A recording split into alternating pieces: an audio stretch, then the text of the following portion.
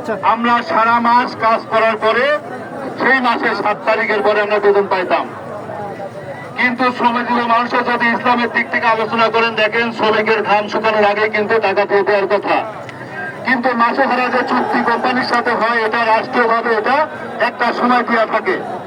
তো আমরা আজকে আমরা সরকার থেকে ভিক্ষা নেব কেন? আমরা কি অপরাধ করছি এখানে? আমরা কি অপরাধ করছি ভ্যাকসিন কোথাও চাকরি করে? আমরা কি অপরাধ করছিলাম আমাদের এই গার্মেন্টস এর কাজ শিখে? সাপোজ ধরেন আমরা গার্মেন্টস এ কেউ আসলাম না, তাহলে আজকে গার্মেন্টস এর উপরে যে বাংলাদেশের যে ইনকাম, বাংলাদেশের যে এক্সপোর্ট করে যে টাকাটা আছে, সেটা দেখেন সব থেকে বড় এক্সপোর্টের মধ্যে কিন্তু একটা, সব থেকে বড় এক্সপোর্টের মধ্যে কিন্তু আমাদের একটা গার্মেন্টস শিল্প। সেটাকে আপনি রক্ষা না করে আপনি কি রক্ষা করবেন? আপনি যেগুলো দিয়ে কিছুই হয় না, শুধু মাছ আর মাংস খাওয়া যায়, সেগুলো করবেন? এই 2 পয়সার আপনি ছাই নিয়ে যায়, ছাই বিক্রি করে চায়নার কাছে ওই কারবার করবেন?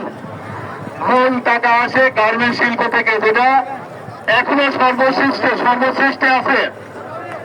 সমস্ত জায়গায়, বাংলাদেশের সমস্ত জায়গায় গার্মেন্টস ছড়ানো আছে, শুধু এখন ঢাকার মধ্যে সীমাবদ্ধ নাই। আমাদের ভাইরা সারা দেশে আছে, সারা দেশের ভাইরা আমাদের খোঁজ খবর নাই। এটা আরো একটা মাধ্যম, সেটা হচ্ছে মিডিয়া। আমি বারবার একই কথা বলতেছি, ভাই আপনারা আপনাদের যেখানে ফেসবুক যাদের পেজ খোলা আছে, ইউটিউব যাদের খোলা আছে, যারা ইনস্টাগ্রামে কাজ করেন, যারা টিকটকে কাজ করেন, যারা অন্যান্য আপনার সোশ্যাল মিডিয়াতে কাজ করেন, সবাই এগুলো ছড়াই দেন। আমাদের সমস্যাটা শুধুমাত্র আমাদের মধ্যে সীমাবদ্ধ না রেখে সারা ওয়ার্ল্ডে ছড়াই দেন।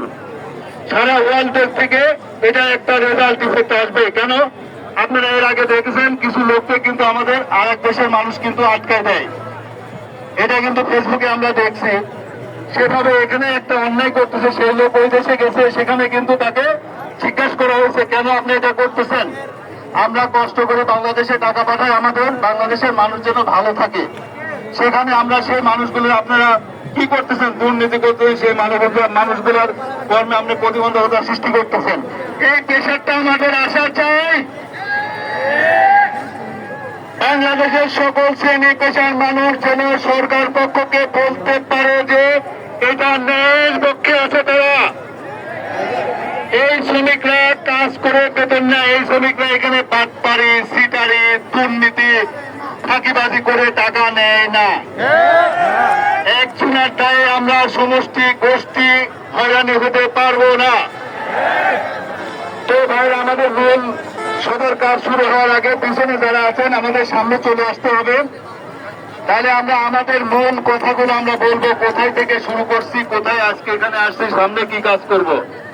আমাদের যারা এই নেতৃত্বে আছে, এই গোছানোর ব্যাপারে যারা কাজ করছে, তারা মাত্র কুটুমে কয়েকজন, কিন্তু এই কয়েকজনের টাকা আমরা সারা দিয়েছেন জন্য, এই কয়েকজনের টাকা আপনারা আজকে স্বতঃস্ফূর্ত ভাবে সারা দিয়েছেন জন্য আপনাদের অসংখ্য ধন্যবাদ। আপনাদের সালাম জানাই যে আপনারা একটা ভালো রাস্তায় ভালো কোথায় আসছেন।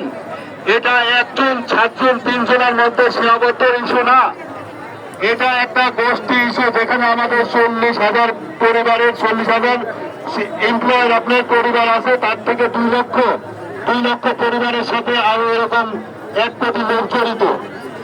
কিভাবে জড়িত? আমি এই কোম্পানি থেকে ইনকাম করি, আমার শখ হয়েছে আমি ইপিজেড যাবো বেড়াইতে, যদি আমার ইনকাম না থাকে আমার এই শখটা করবে না। তো সেই টাকাটা কে পালো? সেই টাকা পালো গাড়িওয়ালা, সেই টাকা পালো যেখানে আমরা গেছি ওখানে কিছু খাইলাম, ওই দোকানদার পালো। আমরা এখানে কি করবো? আমাদের চাকরি না থাকলে আমরা নিশ্চয়ই বাড়ি চলে যাব। তো আমরা যদি এলাকায় থাকি তাহলে বাড়ি থাকলে সেই বাড়িওয়ালা ভাড়া দিল আমরা। দেখেন কত লোক এর মধ্যে বাড়িওয়ালা কি করে, বাড়িওয়ালা ব্যাংকের লোন নিয়ে আসে, সেই লোনের টাকা দেয় আমাদের টাকার থেকে। এবারে চিন্তা করে দেখেন, একটা আমাদের সঙ্গে আমরা 1 জন, কিন্তু আমার সঙ্গে কত লোক জড়ায় আছে। আপনাদের কি বিবেক নাই? আপনাদের বিবেক থাকলে আপনারা কেন আমাদের 40,000 লোককে বসে রাখেন? আপনি একটা চিন্তা করুন। আমি তাদের বলছি যারা আমাদের উপর লেভেল থেকে হ্যান্ডেলিং করে, সরকার লেভেল থেকে, তাদের বলছি আমরা যদি এই লেআউটের মধ্যে কাজ করতাম, আপনাদের ট্যাক্স কত টাকা পাইতেন?